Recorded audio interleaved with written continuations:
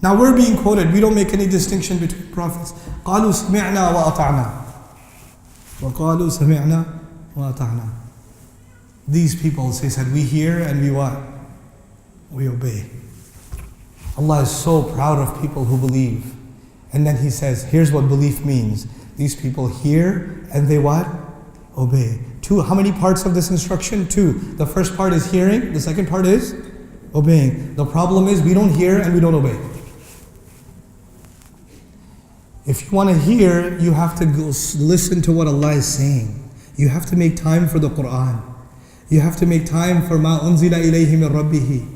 You have to sit in the durus. You're sitting here right now, what are you doing? Sami'na. When this dars is done, what are you going to do? Ata'na. You understand? To this, what we're doing right now is fulfilling what Allah mentioned on Al-Arsh. Can you imagine? You just think you're sitting in a program in a nice auditorium. We're fulfilling an ayah of Allah. The angels are writing this down. Allah is proud of us. Allah Himself takes pride in us when we do these things. Don't underestimate the value of these things. People just think they're putting an event together. This organization's name is called Bayyina, it's called Falaq, it's called Say One Care. They're doing this. No. These are believers doing Allah's work and Allah recognizes it as that. These labels don't mean anything. What really means is what's actually happening when the word of Allah is being shared. I was raised in a Pakistani family. I think most of you that have been raised in an average Muslim family, until the time that you are teenagers or even 20 years old, you know very little about the Quran. Very, very little about the Quran. You memorize some surahs, you've heard some khutbahs here and there, but you never actually took the time to study or think about or ponder, reflect on the Quran. True or no? It's true. Which means we are an ummah, ma sami'na. We didn't hear. Now if you don't hear, obviously you're not going to what? Obey. So if you want to fix the problem of the ummah, people keep saying Muslims have to obey, Muslims have to obey, Muslims have to obey. I say, no, ya rajul. Muslims have to what first? Listen. Let them listen first. When they listen, then if there is good in their heart, they will obey. We're not even giving them a chance to listen. That's what we have to do right now. That's what has to happen. وَقَالُوا سَمِعْنَا وَأَطَعْنَا. And the other reason, by the way, you could just say أَطَعْنَا. وَقَالُوا أَطَعْنَا يَا رَبِّ. أَطَعْنَا. Why سَمِعْنَا وَأَطَعْنَا? There's a reason. Without sama' they cannot be ta'ah. Okay? لولا سمع فلن يكون طاعة فلن تكون طاعة. You don't have sama', you're not going to have ta'ah. If we do not provide the opportunity to the entire ummah to understand the beauty of the word of Allah, to hear the kalam of Allah in a loving way, Rasulullah taught it in a loving way. Allah taught it in a merciful way. Ar-Rahman allama al-Quran. Not Al-Jabbar allama al-Quran.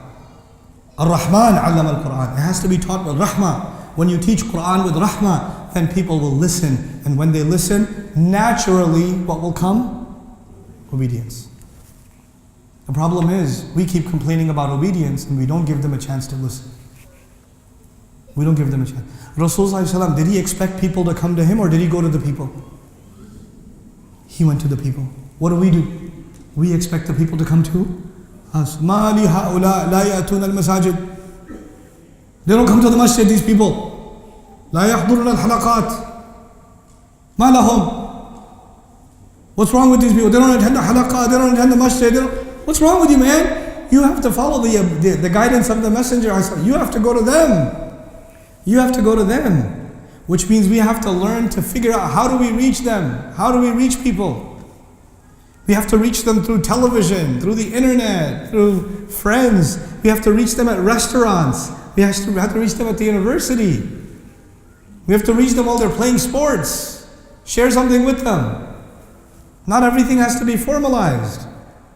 Not everything has to be formalized. Actually, I reached you before you reached me. You know that, right? I reached you how? YouTube, podcasts. I got some way of getting to you. I messed you up somehow. And then I came here, And I came from a short distance, you came from a long distance from home. But but you had to come here, right? You're ready. Why are you here? It's a nice evening. You could be doing so many other things. There must be some really nice shawarma places here. Why are you here? The fact that you came here is actually a kind of ita'ah.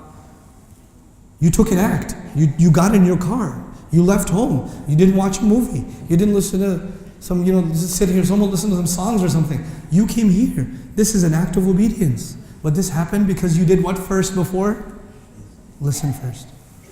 This formula works, guys. We don't have to reinvent it. We just have to use it effectively. Now we say, غُفْرَانَكَ رَبَّنَا. By the way, the Banu Israel, the nation who came before us, they were also told, to listen. وَقَالُوا سَمِعْنَا وَعَصَيْنَا وَاسْمَعُوا. Listen. And they said, we listen and we disobey. We listen and we disobey. But this Quran is not like the Torah. It's not. This Quran is mu'jiz. This Quran made even the kuffar fall into sajda. Even kuffar fell into sajda. Which means if this Quran is presented properly, it's going to be very hard to turn away. And if people are not listening to the word of Allah, that must mean nothing is missing in the word of Allah. You know what it means? We don't know how to explain it. We don't do a good job in showing how it's beautiful. Nothing is wrong with the book of Allah. Something is wrong with us. If we did our job, people would be affected. غُفْرَانَكَ رَبَّنَا. We beg your forgiveness, Ar-Rabb. We beg you for forgiveness. We are being contrasted with Banu Israel. Banu Israel, وَقُولُوا حِطَّةٌ نَغْفِرْ لَكُمْ خَطَايَاكُمْ. They were told, say hitta. Allah will forgive your sins. And what did they do? Hinta. They changed it. فَبَدَلَ الَّذِينَ ظَلَمُوا قَوْلًا غَيْرَ الَّذِي قِيلَ لَهُمْ. They changed the word. But these believe, this ummah, they turned to Allah. Ya Allah, we are ready to obey you. Forgive us. Forgive us. سَمِعْنَا وَأَطَعْنَا غُفْرَانَكَ is strange. Listen to why it's strange. We hear, we obey, we beg you to forgive us. Wait, you should ask for forgiveness not when you obey. You should ask for forgiveness when you disobey. Right? That's logical, isn't it? When you don't listen, you should ask for forgiveness. When you disobey, you should ask for forgiveness. Now Allah is saying, we hear, we obey, please forgive us. Why? Because, Ya Allah, for a long time we didn't hear. And for a long time we didn't obey. Please forgive us. We're ready now. I'm here now, Ya Allah, forgive me.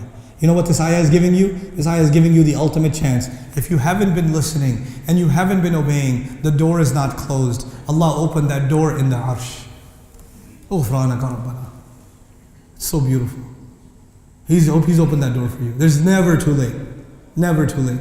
Don't let anybody tell you that you're going to Jahannam, that you're a munafiq, that you're worthless, that you're evil, that you don't have iman. We are so cruel to each other. Wallahi, I get so angry. I don't get angry at the political situations in the world. I get angry at the psychological torture Muslims do to each other.